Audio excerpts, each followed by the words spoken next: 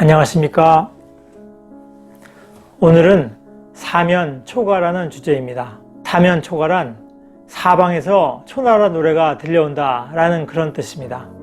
항우와 유방은 광모산을 중심으로 해서 대치하고 있었는데 그들은 홍구라는 지역을 기준으로 해서 동서로 나눠 갖기로 하고 휴전을 합니다.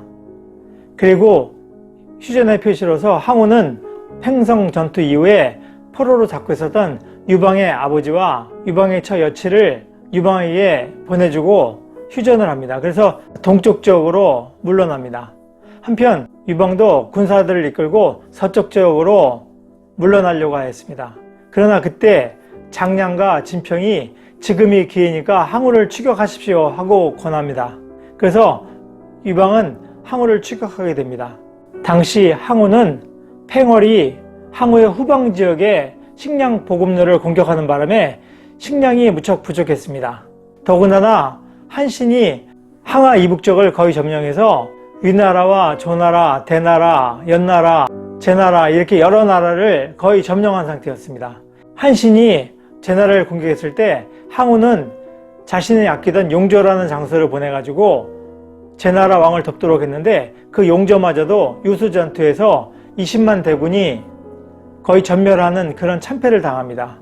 그러다 보니까 항우도 크게 위기소침해져서 결국 휴전에 이르게 된 것입니다.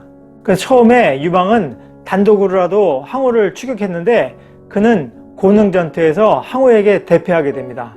그러자 유방은 팽월과 한신에게 봉지를 더 늘려주겠다 하는 당근을 제시해가지고 그들을 다시 불러 모읍니다.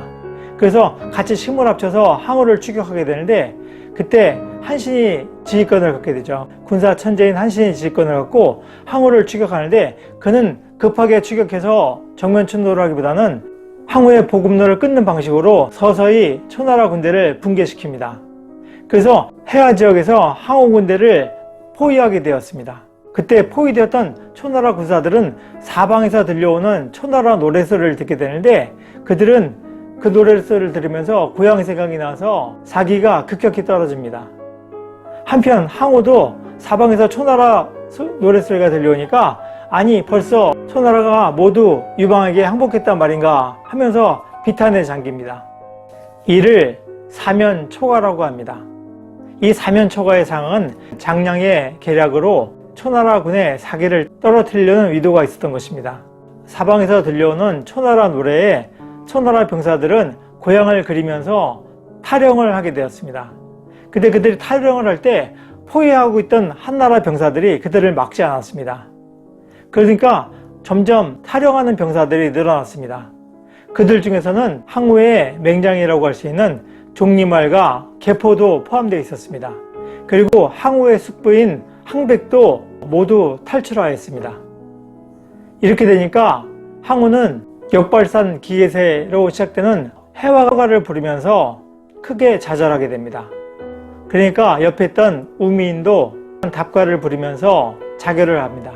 이후에 포위망을 뚫고 항우는 도주를 하게 되는데 그가 오강에 도달했을 때 그를 따르는 병사는 26명에 불과했습니다. 그때 오강에는 배 한 척이 있었는데 그 배의 사공은 이 강에는 이 배 이외에는 아무것도 없다. 그러니까 대왕께서는 이 배를 타고 강남으로 가서 재기하십시오 하고 권합니다.